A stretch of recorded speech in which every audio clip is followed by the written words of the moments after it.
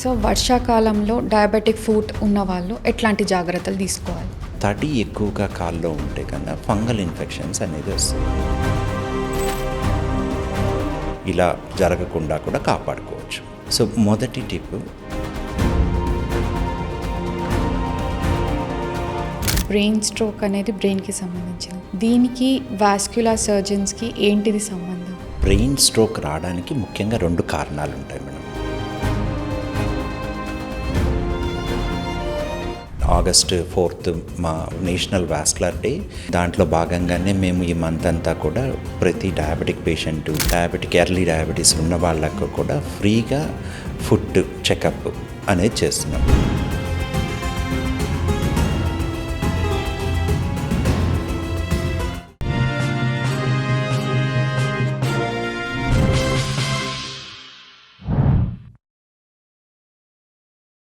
Your health, your story. Let's make it extraordinary. Hi, I'm Dr. Manasa Reddy. Today we have Dr. Gnyaneshwar Atturu Garu, vascular and endovascular surgery specialist. Hello, sir. Hello madam. How are you, sir? I'm good. How are you? Thank you. I'm good. So, sir, ఇంట్లోనే diabetic patients తీసుకోవాల్సిన జాగ్రత్తలు ఏవైనా చెప్తారా?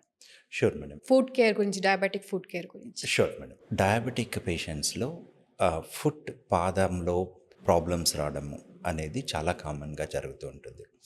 దీనికి ముఖ్య కారణాలు కాళ్ళల్లోకి రక్త ప్రసరణ తగ్గడం కానీ, లేదా నరాలు దెబ్బతిని కాల్లో స్పర్శ తగ్గడం వల్ల కానీ జరుగుతూ ఉంటుంది. ఇలా ఉన్న వాళ్ళల్లో చిన్న గాయం తగిలినా కూడా అది పెద్దగా అవడము, గాయం మానకుండా ఉండడము, ఒక్కోసారి గ్యాంగ్రీన్గా మారే అవకాశాలు కూడా ఉంటాయి. సో ఇలా జరగకుండా ఉండేందుకు మనము చిన్న హెల్తీ టిప్స్ యూజ్ చేసుకున్నందువల్ల ఇలా జరగకుండా కూడా కాపాడుకోవచ్చు. సో మొదటి టిప్, మన కాలు అనేది జాగ్రత్తగా నడిచేటప్పుడు చెప్పులు వేసుకొని కానీ రాళ్ళు అవి తగలకుండా చేసుకోవడం అనేది ఇంపార్టెంట్. ఇంట్లో ఉన్నప్పుడు కూడా ఒక జత ఇంట్లో వాడుకునేదానికి చెప్పులు వాడుకోవడం అనేది బెస్ట్ ఐడియా. ఇలా రోజు కూడా సాయంకాలము పడుకునే ముందు పాదంని ఒకసారి చూడడము అనేది, చూసినందువల్ల వాళ్ళకి స్పర్శ తెలియనప్పుడు ఆ పాదంకి ఏమన్నా దెబ్బ తగిలిందా లేదా రాళ్ళు గుచ్చుకొని ఉన్నాయా అనేది కూడా చూసుకోవచ్చు.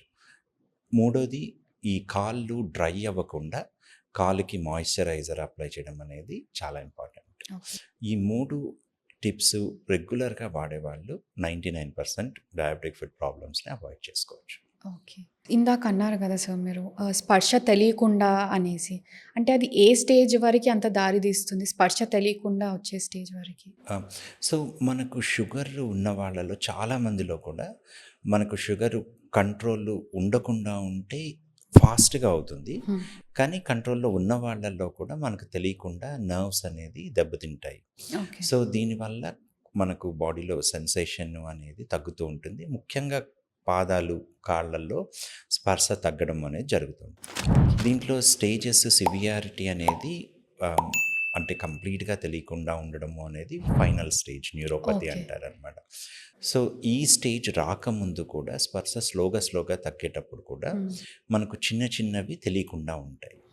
సో ఇవి మనము చెప్పులు వేసుకున్నప్పుడు కానీ, షూ వేసుకున్నప్పుడు కానీ ఆ చర్మానికి జరిగే డ్యామేజ్ అనేది తెలియకుండా పోతూ ఉంటుంది. సో చాలామంది కాలికి దెబ్బ తాకినప్పుడు పసుపు రాయడం, డెటాల్తో క్లీన్ చేసుకోవడం, అది అలానే వదిలేస్తూ ఉంటారు. సో అట్లాంటి వాళ్ళకి ఏం సజెస్ట్ చేస్తారు? దెబ్బ తగిలినప్పుడు ఫస్ట్ టైము ఇలా పసుపు కానీ డెటాల్ కానీ రాయడము అనేది చాలా పాతకాలంగానే పద్ధతి. దీనివల్ల ఇన్ఫెక్షన్ రాకుండా కాపాడుతుంది. ఓకే. కానీ ఈ మొదటి రోజుల్లో కాకుండా కంటిన్యూస్గా ఇలాగే వాడితే అది మన చర్మము మానడానికి కూడా తోడ్పడదు. ఆ గ్రోయింగ్ టిష్యూ అంటారు, ఆ వచ్చే చర్మానికి కూడా డ్యామేజ్ జరుగుతుంటుంది. అందువల్ల మొదటిలో వాడినా పర్లేదు, కానీ దాన్ని కంటిన్యూస్గా వాడకూడదు. ఏ గాయమైనా ఒక వారం 10 రోజుల కంటే ఎక్కువ మానకుండా కంటిన్యూస్గా ఉంది అంటే కంపల్సరీ డాక్టర్ని సంప్రదించి వాళ్ళ పాదంలో రక్త ప్రసరణ ఎలా ఉంది, స్పర్శ ఎలా ఉంది, ఇవన్నీ చూసి ఆ గాయం మానే అవకాశం ఉందా లేదా అనేది ఒక డాక్టరు పరిశీలిస్తే వాళ్ళకి ఆ గాయం కంటిన్యూస్గా మానకుండా ఉండడం కానీ, లేదా ఇంకా కాంప్లికేషన్స్, గ్యాంగ్రీన్ లాంటిది రాకుండా నివారించవచ్చు. అయితే మనం ఇట్లా చెప్పొచ్చా సార్? ఇప్పుడు రోజు రోజు పెరుగుతా ఉంటే ఇప్పుడు డే 1, డే 2, డే 3 మెల్లిమెల్లిగా మానుకుంటూ, తగ్గుకుంటా వస్తున్నప్పుడు దట్ ఈస్ ఫైన్. యెస్. అది పెద్దగా అయితా ఉన్నప్పుడు డెఫినిట్‌గా అవునండి. స్పెషలిస్ట్‌ని కన్సల్ట్ అవ్వాలి. That's true. అది మనకు ఒక రోజుకి, పక్క రోజుకి ఆ! కంపల్సరీ అలాగే ఉందా లేదా తగ్గుతూ ఉందా అనేది ఇంపార్టెంట్. ఏమాత్రం పెరుగుతున్నట్టున్నా లేదా షుగరు లెవెల్ బాడీలో పెరుగుతూ ఉన్నా కూడా కంపల్సరీ డాక్టర్‌ని సో, అది సంప్రదించాలి. దెబ్బ తగిలినప్పుడు మనం షుగర్ లెవెల్స్ కూడా చెక్ చేసుకుంటా ఉండాలి. అవునండి. ఎందుకంటే దెబ్బ తగిలినప్పుడు, ఈ గాయము అయినప్పుడు మన బాడీ ఆటోమేటిక్‌గా కూడా గాయం మానేయడం కోసము షుగర్ లెవెల్ అనేది పెంచుతుంది. ఓకే. సో, ఇన్ఫెక్షన్ ఉన్నప్పుడు ఇంకా ఆ షుగర్ లెవెల్ పెరిగే అవకాశం ఉంటుంది. హుహు. షుగర్ వ్యాధి ఉన్నవాళ్ళు అందువల్ల వాళ్ళు వాడే మందులు గానీ, ఇన్సులిన్ డోస్ కానీ హ్మ్. అది పెంచుకోవాల్సిన అవకాశం కూడా ఉంటుంది. ఇది ఒక డాక్టర్‌ని సంప్రదించి వాళ్ళ అడ్వైస్‌లో చేసుకుంటే బెటర్‌గా ఉంటుంది. లేకపోతే ఒక్కోసారి మళ్ళీ గాయం బాగున్నప్పుడు, ఇన్ఫెక్షన్ తగ్గినప్పుడు సడెన్‌గా షుగర్ లెవెల్ తగ్గిపోయి, ఈ మందుల డోస్ ఎక్కువైతే వాళ్ళు హైపోగ్లైసీమియాలోకెళ్ళే అవకాశం కూడా ఉంటుంది. అందువల్ల ఒక డాక్టర్ సూపర్విజన్‌లో మాత్రమే ఇది చేసుకుంటే బెటర్. ఓకే. సో, వర్షాకాలంలో డయాబెటిక్ ఫూట్ ఉన్నవాళ్ళు ఎట్లాంటి జాగ్రత్తలు తీసుకోవాలి? సో, మనకు వర్షాకాలము తడిగా ఉండడము, షూసు లేదా మనం వేసుకునే చెప్పులు తడవడము ఇలాగ జరుగుతూ ఉంటుంది. ఇలా తడి ఎక్కువగా కాల్లో ఉంటే కన్నా ఫంగల్ ఇన్ఫెక్షన్స్ అనేది వస్తుంది. ఓకే. ఇది ముఖ్యంగా వేళ్ళ మధ్యలో హుహు. ఇంటర్ట్రైగో అంటారు. సో, ఇది వేళ్ళ మధ్యలో ఫంగల్ ఇన్ఫెక్షన్ లాగా స్టార్ట్ అయ్యి, ఆ చిన్న స్కిన్ బ్రేక్ అవ్వడం వల్ల దాంట్లో నుంచి ఇన్ఫెక్షన్ లోపలికెళ్ళిపోయి డయాబెటిక్ ఫుట్ ఇన్ఫెక్షన్ రావడము, సెల్యులైటిస్ అంటారు. హుహు. లేదా గ్యాంగ్రీన్ లాగా కూడా వెళ్ళే అవకాశం ఉంటుంది. అందువల్ల ఈ వర్షాకాలంలో తడి ఉన్న ప్రదేశంలో అవాయిడ్ చేయడము, ఫుట్ అనేది డ్రైగా పెట్టుకోవడము చాలా ఇంపార్టెంట్. ఎస్పెషల్లీ సాయంకాలం పడుకునే టయానికి ఆ కాలు అనేది జాగ్రత్తగా చెక్ చేసుకొని హుహు. ఏదన్నా చిన్న ఇన్ఫెక్షన్‌లా గానీ, తడిగా ఉన్నా కూడా అది డ్రైగా పెట్టుకునేటట్టు చేయాలనమాట. రీసెంట్ టైమ్స్‌లో చాలా దాంట్లో వింటున్నాం. చాలా వాళ్ళ దగ్గర నుంచి వింటున్నాం. డయాబెటిస్ ఉన్న పేషెంట్స్‌కి సెపరేట్ ఫుట్‌వేర్ అనేది ఉంటుంది అని. అవునండి. యాహ్! అలా ఉంటుందా? ఎట్లా సెలెక్ట్ చేసుకోవాలి వాళ్ళు? అవును. వెరీ గుడ్ క్వెషన్ అండి. సో, ఈ డయాబెటిక్ ఉన్న వాళ్ళల్లో ఉత్త అంటే రక్త ప్రసరణ తగ్గడం వల్ల గానీ, లేదా స్పర్శ తగ్గడం వల్ల గానీ, మనము నడిచేటప్పుడు మన బరువంతా కూడా పాదాల మీద పడుతుంది.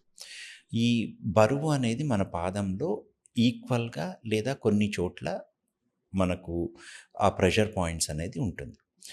ఈ షుగర్ ఉన్న వాళ్ళలో ఆ ప్రెషర్ పాయింట్స్ అనేది మారి, ఒక చోట ఎక్కువగా ప్రెషర్ పడే అవకాశం ఉంటుంది. ఇలా మనము ఎర్లీగానే ఆ ప్రెషర్ పాయింట్స్ ఎలా ఉన్నాయి అనేది చూసుకోకుండా, దానికి తగ్గట్టు మన షూస్ కానీ, చెప్పులు గానీ మార్చుకోకపోతే, మనకు పాదంలో కొన్ని చోట్ల అంటే ఈ వేళ్ళకి హుహుహు. కింద భాగంలో కానీ, లేదా మడిమ అంటే హీల్ కింద గానీ, ఇలా ఎక్కువ ప్రెషర్ పడి వాళ్ళకక్కడ ఆ ప్రెషర్ వల్ల అల్సర్స్, చర్మము ఆహ్, పగలడం గానీ అలాగ జరిగి అక్కడి నుంచి అల్సర్స్ ఫార్మ్ అయ్యే అవకాశం ఉంటుంది. ఓకే. అందువల్ల ఈ షుగర్ ఉన్నవాళ్ళు ఈ ప్రెషర్ అంటే ఆ పాదం మీద ఎక్కడ ప్రెషర్ పడుతుంది హ్మ్. అనేది పీడోబారోగ్రఫీ అంటారనమాట. ఒక ఓకే. ప్రెషర్ మ్యాట్ దాని మీద నిలబడితే ఎక్కడ ప్రెషర్ ఉంది, ఎక్కడ ప్రెషర్ లేదు అనేది తెలుస్తుంది. హుహు. దీనికి అనుగుణంగా వాళ్ళ చెప్పులు మెత్తటి చెప్పులు వేసుకోగలిగితే కన్నా ఫ్యూచర్‌లో ఇలా అల్సర్స్ అనేది రాకుండా కాపాడుకోవచ్చు. అట్లాంటివి అని అడిగితే ఇస్తారా మనకి జనరల్‌గా? అంటే ఎక్కడ సెలెక్టివ్ ఏమన్నా స్టోర్స్ ఉంటాయా? ఆహ్, అంటే స్టోర్స్‌లో కాదు. ఇది ఆహ్, షుగర్ వ్యాధి ఉన్న ప్రతి ఒక్కరు కూడా ఆహ్, సంవత్సరానికి ఒకసారి మినిమమ్ డాక్టర్ దగ్గరికెళ్ళి ఫుట్ హెల్త్ చెకప్ అనేది చేసుకోవాలి. సో, దీంట్లో ముఖ్యంగా 3 చేస్తారు. ఒకటి రక్త ప్రసరణ ఎలా ఉంది అనే దానికి పల్స్ ఫీల్ అవ్వడము. తర్వాత ఏబీపీఐ అంటారు. యాంకిల్ బ్రేకియల్ ప్రెషర్ ఇండెక్స్ అనేది. దీనితోటి రక్త ప్రసరణ ఎలా ఉంది అనేది చూస్తారు. ఓకే. రెండోది న్యూరోపతి. ఈ న్యూరోపతికి మన కాళ్ళల్లో స్పర్శ ఎలా ఉంది? వేడి తెలుస్తుందా? చల్ల తెలుస్తుందా? నొప్పి తెలుస్తుందా? టెంపరేచర్ ఎలా ఉంది? వైబ్రేషన్ సెన్సేషన్ ఎలా ఉంది? ఇలా ఈ 4, 5 రకాలవి హుహుహు. టెస్ట్ చేసి వాళ్ళలో స్పర్శ ఎలా ఉంది అని చూస్తారు. ఈ 2 కాకుండా రీసెంట్ ఇయర్స్‌లో ప్రెషర్ మ్యాట్స్ అనేవి వచ్చాయి. సో, ఇది ఏంది అంటే నేల మీద ఒక మ్యాట్ లాగా హ్మ్. ఉంటుంది. దాని మీద మనం నిలబడినప్పుడు మన పాదంలో ఒక ఒక్క సెంటీమీటర్ లోపల ఎలాగ ప్రెషర్ పడుతుంది అనేది మనకు డిజిటల్‌గా ఇన్ఫర్మేషన్ వస్తుంది. దీనివల్ల ఏమవుతుంది అంటే మన కాల్లో ప్రెషర్ ఎక్కువగా ఎక్కడ పడుతుంది, ఆ హుహు. ప్రెషర్‌ని ఆ పాయింట్‌లో ఎలా తగ్గించాలి ఓకే. అనేది షూ వాడే వాళ్ళకి తెలుస్తుంది. హుహుహు. జనరల్‌గా డయాబెటిక్ చెప్పులు అని, షూస్ అని అనే వాటిల్లో మెత్తగా ఉండేటట్టు జనరల్‌గా పెట్టేస్తారు. ఓకే. కానీ అది మనం పర్సనలైజ్‌గా అంటే హ్మ్. మనకు ప్రెషర్ ఎక్కడ పడుతుంది, హ్మ్. మనకు ఎక్కడ ఆ చెప్పులు మెత్తగా ఉంటే బావుంటుంది హ్మ్. అనే పాయింట్ తెలుసుకోవాలి అంటే మాత్రము ఈ ప్రెషర్ మ్యాట్స్ అనేది వాడి అనుగుణంగా మనము చెప్పుల్ని డిజైన్ చేసుకోవడం గానీ, షూస్‌లో అడ్జస్ట్‌మెంట్స్ చేసుకోవడం గానీ చేసుకోవడము ముఖ్యం. ఇది అవైలబుల్‌గా ఉందా సార్ మన దగ్గర? ఆ! మీరు చెప్పిన మ్యాథ్స్ ఈ అవును. పద్ధతి అవునండి. అంతా మన దగ్గర అవైలబుల్ ఉందా? అవునండి. అవును. ఓకే. యాహ్! చాలా చాలా క్లినిక్స్‌లో ఇలాంటివి ఉంటుంది. ఉంటాయి. ఓకే. కానీ స్పెసిఫిక్‌గా అడిగి తెలుసుకోవడం ఇంపార్టెంట్. అంటే రొటీన్‌గా అందరూ చేయకపోవచ్చు. ఆహా! బట్ అవైలబిలిటీ అయితే చాలా చోట్లే ఉంటుంది.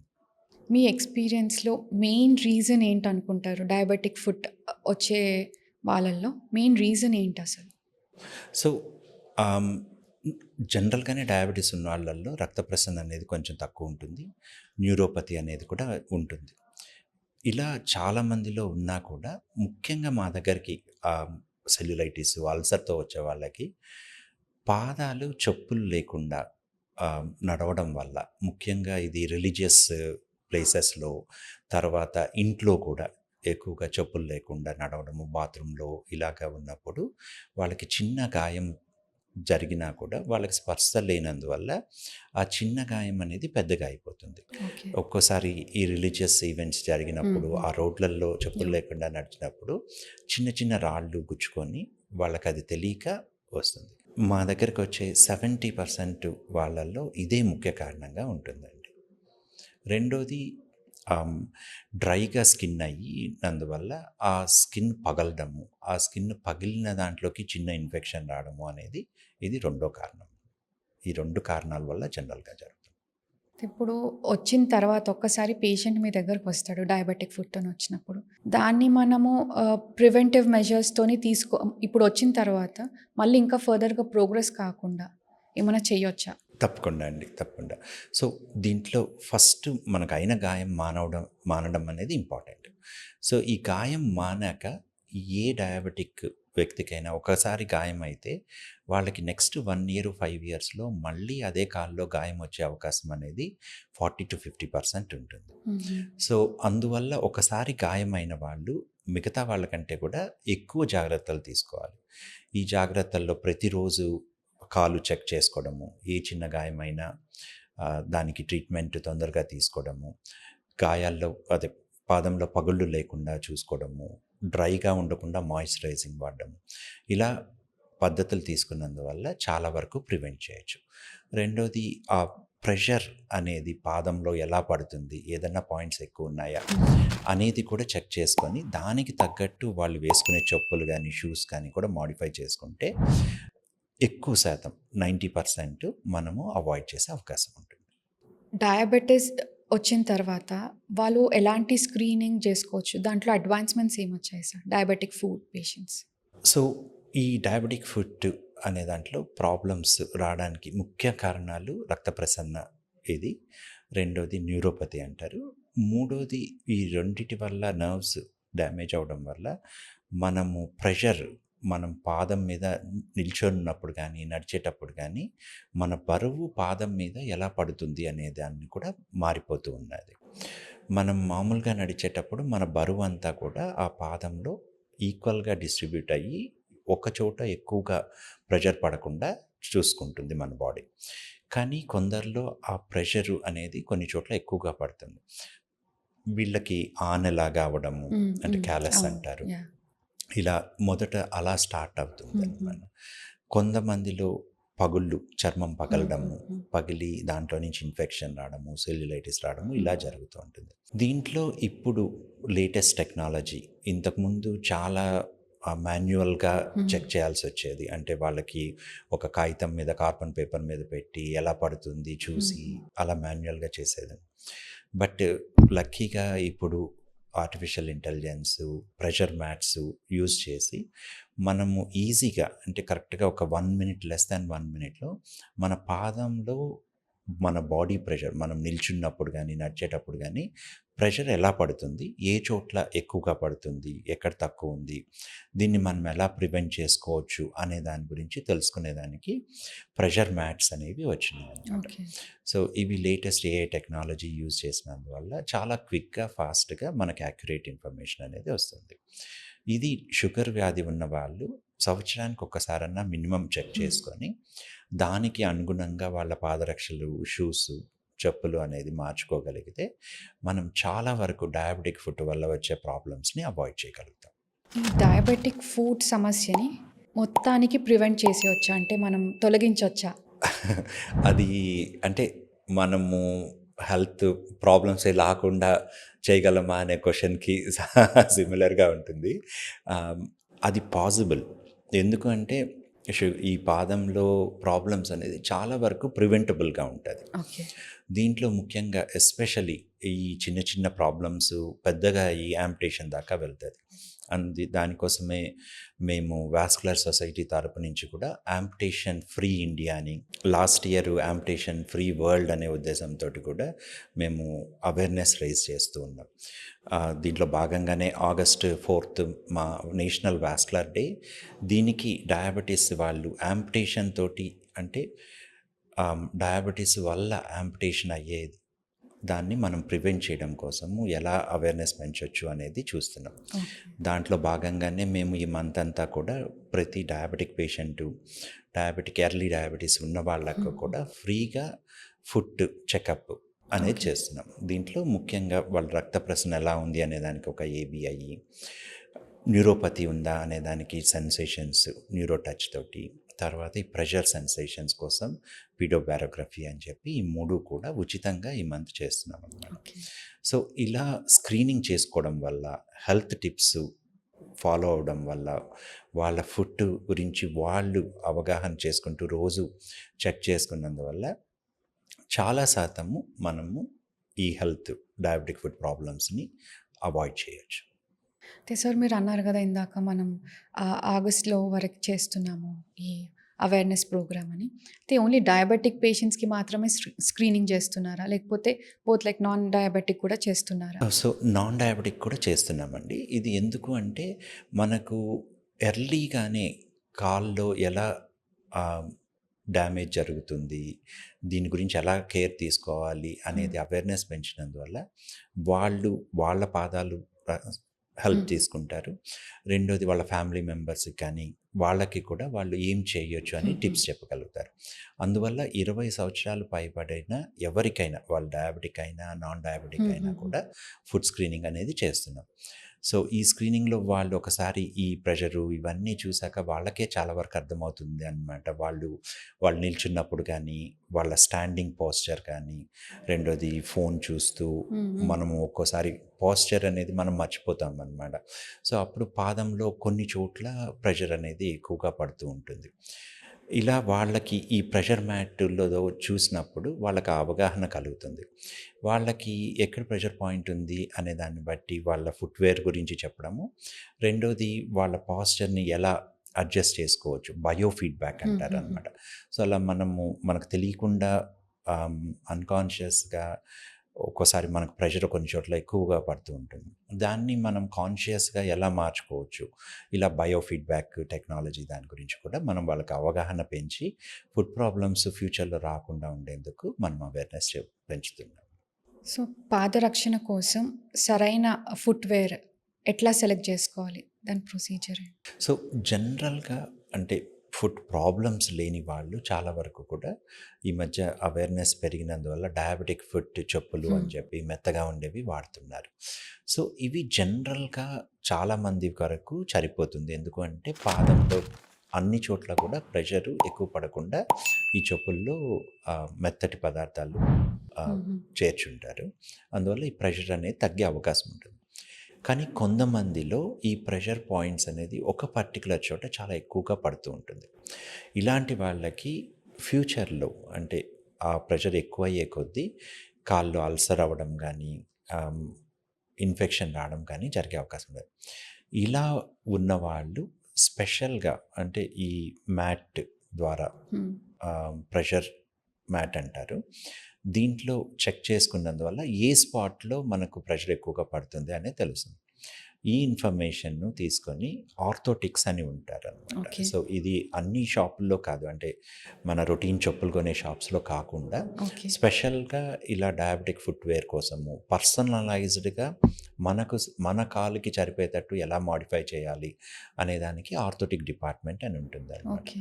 వీళ్ళు ఈ ప్రెషర్‌ని మన పాదంలో ఎలా ఉంది అనే దాన్ని ఎగ్జామిన్ చేసి దాని ప్రకారము ఏ చోట ప్రెషర్ రిలీవ్ చేయడానికి ఎలా చెయ్యాలి, ఎక్కడ మనకు ఆ మెత్తటి పదార్థం ఎక్కడ పెట్టాలి, ఇంకో చోట ఎలా తగ్గియాలి అనే దాని గురించి వాళ్ళు ఆ ఫుట్ చెప్పు కానీ లేదా షూ కానీ మోడిఫై చేసి మనకు ఆ పర్సన్‌కి ఎగ్జాక్ట్‌గా ఎలా ఇవ్వాలనేది ఇస్తారు. సో, ఇలా స్పెషలైజ్డ్‌గా ఉన్న చోటకి వెళ్ళినందువల్ల మనకు మన పర్సనలైజ్డ్‌గా మన పాదానికి సరైన చెప్పులు అనేది దొరికే అవకాశం ఉంటుంది. ఇది మన దగ్గర అవైలబుల్ ఉన్నాయా? హైదరాబాద్‌లో చాలా చోట్లున్నాయండి. మనం గూగుల్‌లో ఆర్థోటిక్స్ అని చెప్పి సెర్చ్ చేసినా కూడా ఉంటుంది. హుహు. సర్జికల్స్ అండ్ ఆర్థోటిక్స్ అని. కానీ చాలా వరకు వీటిల్లో కస్టమ్ మేడ్ అనేది ఉండకపోవచ్చు.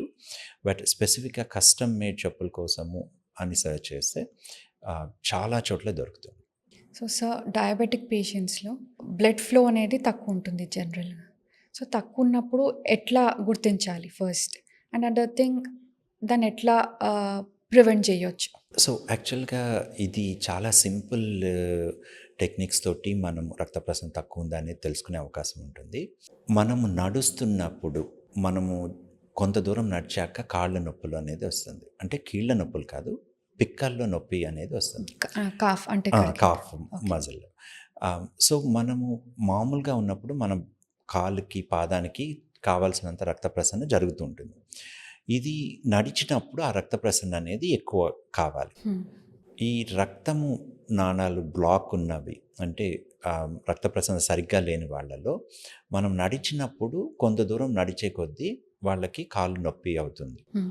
వాళ్ళు కొంచెం సేపు ఆగి కూర్చున్నాక మళ్ళీ నడవగలుగుతారు. దీన్ని క్లాడికేషన్ పెయిన్ అంటారు. అంటే హార్ట్ అటాక్, యాంజైనా ఎలాగో అలాగే లెగ్ ఏక్ అంటామనమాట దీన్ని. సో, మెయిన్‌గా క్లాడికేషన్ పెయిన్ అంటారు. ఇది మనం ఎంత దూరం నడుస్తున్నాం. కొందరు 1 కిలోమీటర్ నడిచాక రావచ్చు. కొందరికి 100 అడుగులు నడిచాక కూడా రావచ్చు.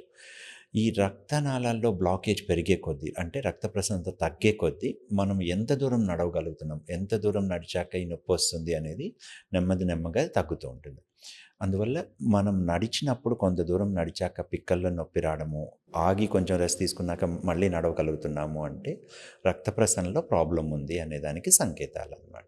దీన్ని ఇంప్రూవ్ చేసుకునేదానికి హెల్తీ టిప్స్ సింపుల్ ఒకే ఒక మాటలో చెప్పాలంటే ఎక్సర్సైజ్ అండ్ వాకింగ్. అంటే మనము ఈ రెగ్యులర్‌గా ప్రతిరోజు కూడా ఒక అరగంట సేపు వాకింగ్ చేయడం వల్ల కాళ్ళల్లో రక్త ప్రసరణ అనేది ఇంప్రూవ్ చేసుకోవచ్చు. ఇది మనం నడుస్తున్నప్పుడు ఎప్పుడైతే నొప్పి వస్తుందో ఇమ్మీడియేట్‌గా ఆగిపోకుండా ఇంకొన్ని అడుగులు నడిచి ఆ తర్వాత రెస్ట్ తీసుకుంటే మన రక్తనాళాలు అనేవి కొంచెం పెద్దగా అవ్వడము, కొత్తగా రక్తనాళాల్లో అంటే కొల్లెటరల్స్ అంటామన్నమాట. అంటే మనకు మెయిన్ రోడ్ బ్లాక్ అయితే పక్క సందుల్లో నుంచి ఎలాగ ట్రాఫిక్ వెళ్తుందో అలాగే మన బ్లడ్ సర్క్యులేషన్ కూడా మనకు రక్త ప్రసరణ అనేది ఇంప్రూవ్ అయ్యే అవకాశం ఉంటుంది. సో, ఒకే ఒక్క health tip that will definitely change help అంటే తప్పకుండా వాకింగ్ అండి. ప్రతిరోజు ఒక హాఫ్ అన్ అవర్ వాకింగ్ చేయడం. అయితే ఇప్పుడు మనం అనుకున్నాం కదా లెగ్ పెయిన్ నుంచి. దానికి మళ్ళా కార్డియాక్ అరెస్ట్ ఇలాంటివి ఏమన్నా కనెక్షన్ ఉంటుందా? చెస్ట్ పెయిన్ ఆర్ సో, మనకు కాల్లో కానీ, గుండెలో కానీ ఎక్కడైనా సరే రక్త ప్రసరణ తగ్గడానికి ముఖ్య కారణము అథెరోస్క్లెరోసిస్ అంటారు. అంటే రక్తనాళాల్లో కొవ్వు పేరుకొని బ్లాక్ అవ్వడం అనేది. ఇది కొవ్వు పేరుకోవడం అనేది మన బాడీలో ఎక్కడైనా అవ్వచ్చు. ఒక్కో చోట ఎక్కువగా పేరుకుంటుంది, ఇంకో చోట తక్కువగా పేరుకుంటుంది. అందువల్ల కాళ్ళల్లో రక్త ప్రసరణ ఉన్న వాళ్ళల్లో 50% అంటే ప్రతి ఇద్దరిలో ఒకరికి హార్ట్ రక్తనాళాల్లో కూడా బ్లాకేజ్ ఉండే అవకాశం ఉంటుంది. ఇంకొంతమందిలో మెదడుకెళ్ళే రక్తనాళాల్లో కూడా బ్లాకేజ్ ఉండే అవకాశం ఉంటుందన్నమాట. అందుకే వాళ్ళకి స్ట్రోక్ వచ్చే అవకాశం ఉంటుంది, హార్ట్ అటాక్ వచ్చే అవకాశం ఉంటుంది. ఇలాగే కిడ్నీకి వెళ్ళే రక్తనాళాల్లో కూడా ప్రసరణ తగ్గే అవకాశం ఉంటుందన్నమాట. ఇవన్నీ కూడా ఇంటర్ కనెక్టెడ్ ఉంటాయి. అయితే మనం వీటిని ఎర్లీ సైన్స్‌గా తీసుకోవచ్చు అంటారా? తప్పకుండా అండి. అవును. ఇలా నడుస్తున్నప్పుడు నొప్పి రావడము అనేది మనము ఎర్లీగానే మనకి ఇండికేషన్ ఉంటుంది. అంటే ఎంత డిస్టెన్స్‌కి వస్తుంది అనేది. సో, ఇలా నడుస్తున్నప్పుడు పిక్కల్లో నొప్పి వచ్చి ఆగాల్సొచ్చిందే గాన తప్పకుండా వాస్కులర్ సర్జన్‌ని కలవడం ఇంపార్టెంట్.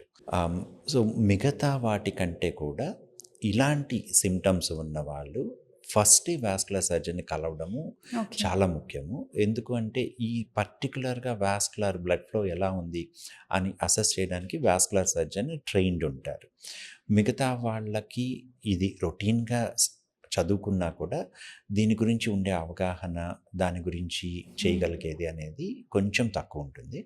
సో, ఇలా కాళ్ళల్లో కొంత దూరం నడిచాక నొప్పి వస్తుంది అన్న వాళ్ళు మాత్రం ఫస్టే వాస్కులర్ సర్జన్‌ని కలవడం ముఖ్యం. అయితే సార్ ఓపెన్‌గా చెప్పాలంటే చాలా వరకి వ్యూవర్స్‌కి గానీ, మనకి లైక్ ఎవరికీ నాలెడ్జ్ లేదు ఒక వాస్క్యులర్ సర్జన్‌ని కలవాలి. ఎలాంటప్పుడు కలవాలి? ఓన్లీ కాళ్ళు నొప్పులున్నప్పుడు లైక్ వెరికోస్ వెయిన్స్ అయితే డెఫినెట్‌గా ఇప్పుడు తెలుస్తుంది. అయితే నాకు తెలిసిన ఒక అమ్మాయి 30+ ఉంది. తనకి ఎక్కడ ఏ ఇష్యూస్ లేదు. కాళ్ళల్లో యాంకిల్ దగ్గర స్లోగా స్వెల్లింగ్ స్టార్ట్ అయిందనమాట. మెల్లిగా first left and then right. స్లోగా మెల్లమెల్లిగా పాక్కుంటూ బాడీ అంతా ఇన్‌ఫ్లమేషన్. ఎందుకు అనే రీజన్ తెలీదు.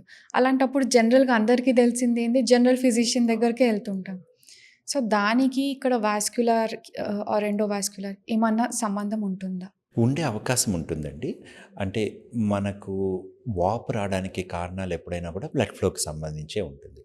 ఇది బాడీలో సిస్టమిక్ కాజెస్ అంటారు. అంటే గుండె ప్రాబ్లమ్ ఉన్నా, కిడ్నీ ప్రాబ్లమ్ ఉన్నా, లేదా బ్లడ్‌లో ఏదన్నా అనీమియా లాంటి ప్రాబ్లమ్స్, హైపోఆల్బుమినిమియా ఇలా జనరల్ కండిషన్స్‌లో కూడా కాళ్ళు వాపులొస్తాయి. ఇలా కాకుండా స్పెసిఫిక్‌గా మీరు చెప్పినట్టు యంగ్ ఫీమేల్స్‌లో వాళ్ళలో వాస్కులైటిస్ అనేది ఉంటుంది. సో, ఇలా వాస్కులైటిస్ రిలేటెడ్ కానీ, లేదా లింఫాటిక్ ప్రాబ్లమ్ ఉన్న వాళ్ళలో కానీ, లేదా బయటికి కనబడకుండా కూడా వీనస్ ఇన్సఫిషియన్సీ అంటారు.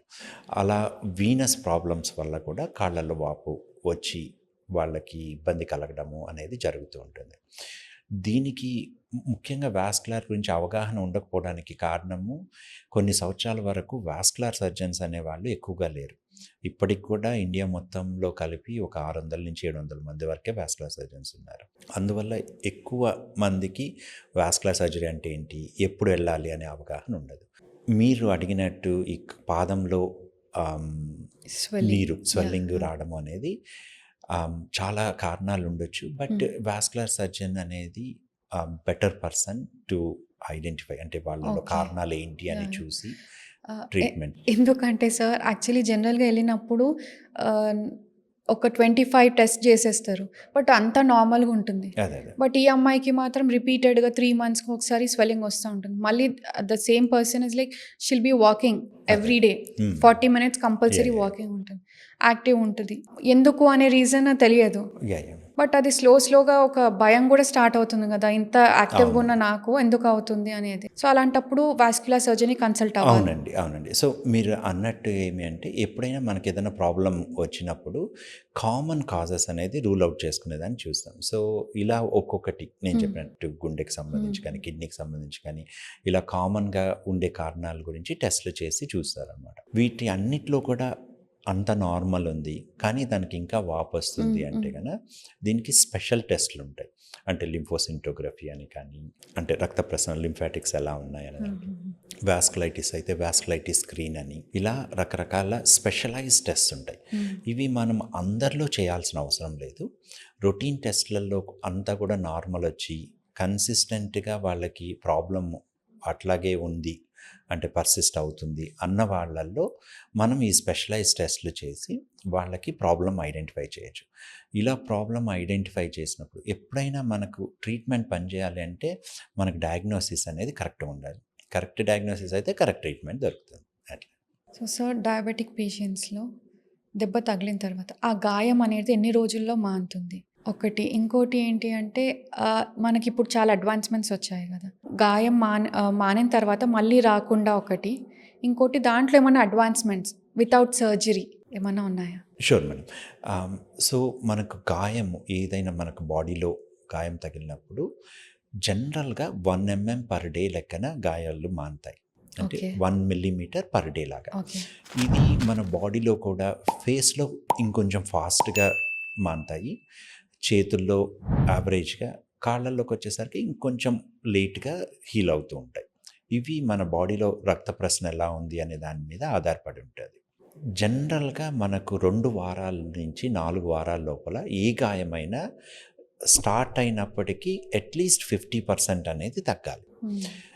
ఈ 50% కంటే తగ్గకపోతే ఆ గాయము మానడంలో తోడ్పడాల్సిన పోషకాహారాలు కానీ, రక్త ప్రసరణ కానీ, లేదా ఇన్ఫెక్షన్ వల్ల కానీ ఈ గాయం మానకుండా ఉంటుంది. హ్మ్.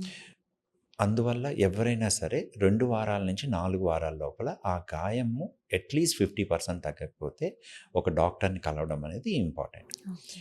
ఒకప్పుడు మనకు గాయంకి హైడ్రోజన్ పెరాక్సైడ్, బెటాడిన్ లేదా సలైన్ డ్రెస్సింగ్స్ తోటి అవును. ట్రీట్ చేస్తూ ఉండేవాళ్ళు. ఇప్పుడు మనకు చాలా రకాలైన అడ్వాన్స్డ్ వూండ్ కేర్ థెరపీస్ అనేవి వచ్చాయి. దీంట్లో మనకు ఒక గాయం మానడం అనేది ఒక సింగిల్ ప్రాసెస్ కాదు. దీంట్లో 4 స్టేజ్‌లు ఉంటాయి. ఓకే. ప్రతి స్టేజ్‌లో కూడా ఒక రకమైన ఆహ్, బాడీలోకి కావాల్సినవి అవసరమవుతూ ఉంటది.